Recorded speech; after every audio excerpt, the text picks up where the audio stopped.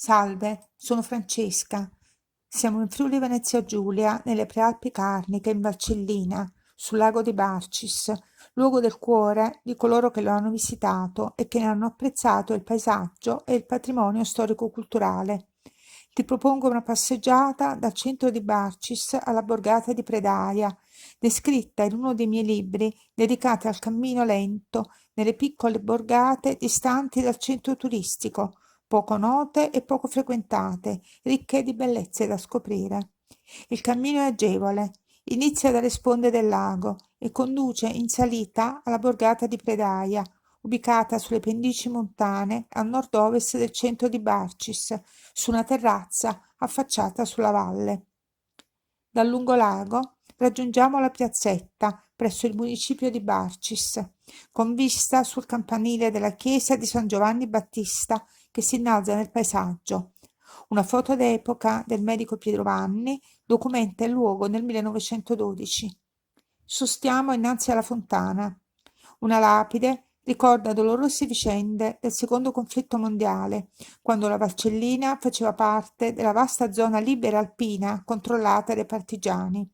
A settembre 1944 i nazisti invasero la Valcellina ed incendiarono per rappresaglia l'intero paese di Barcis, il municipio, gli archivi comunale e parrocchiale e la grande biblioteca privata dello studioso Giuseppe Malattia della Vallata. Questi eventi segnarono profondamente la vita della popolazione civile del piccolo centro di Barcis. Oltre la fontana inizia il cammino verso Predaia. Il percorso oggi è differente da quello originario, individuabile nella mappa catastale del 1830, e si svolge su una strada ex mulattiera asfaltata negli anni 60. Salendo si ammirano scorci panoramici sul centro di Barcis, sul lago e sulle montagne. Dalla stazione forestale si procede verso la località Le Roppe e si incontra un capitello, piccolo manufatto votivo, espressione di arte e cultura popolare, ubicato all'incrocio col sentiero CAI 974A che raggiunge i ruderi della chiesa di San Daniele del Montelupo. Il capitello, dedicato alla Vergine del Lago, è stato ricostruito nel 1970 sul luogo di uno più antico e contiene la statua della Madonna molto cara ai Barciani, documentata da foto pregresse del bollettino parrocchiale. Dalla stazione forestale si procede a sinistra, verso la località Predaia.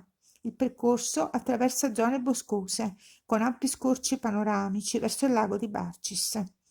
In un alto costone roccioso si incontra un altro manufatto votivo, un piccolo capitello dedicato a Sant'Antonio di Padova, realizzato nel 1975 a protezione del luogo e della strada, con sentita partecipazione degli abitanti, come documentato dalla foto pregressa del bollettino parrocchiale.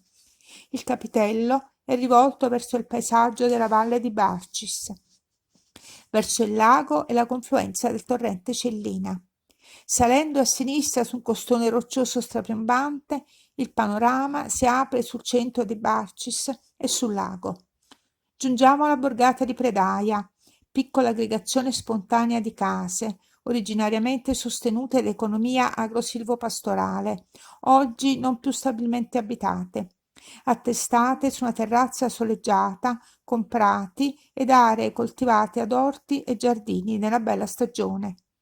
Qui si osservano interessanti architetture spontanee, esemplari di case barciane a ballatoio o di tipo chiuso, che conservano ancora gli originari elementi costruttivi del XVIII-XIX secolo, poiché sono state risparmiate dall'incendio del 1944. Alla sommità della borgata di Predaia si gode di un ampio panorama sulla valle e sulle montagne che la racchiudono. La segnaletica indica i sentieri escursionistici che raggiungono le vette dei monti circostanti. Il libro è stato patrocinato da enti ed associazioni che promuovono la conoscenza e la valorizzazione del territorio ed è stato recensito nella rivista dell'Ente Friuli del Mondo. Il libro descrive passo dopo passo i luoghi con foto, mappe, note storiche e riferimenti bibliografici. È in formato cartaceo ed ebook leggibile su tablet o su cellulare ed è comodo anche da portare in cammino. Se ti interessa questa passeggiata o se vuoi informazioni, puoi seguire il mio canale YouTube, la mia pagina Facebook e il mio blog, in cui troverai articoli illustrati con foto e video. Puoi leggere gratuitamente l'estratto del libro. Sotto questo video trovi tutte le indicazioni. Se provi il desiderio di scoprire questi luoghi, comincia con la lettura.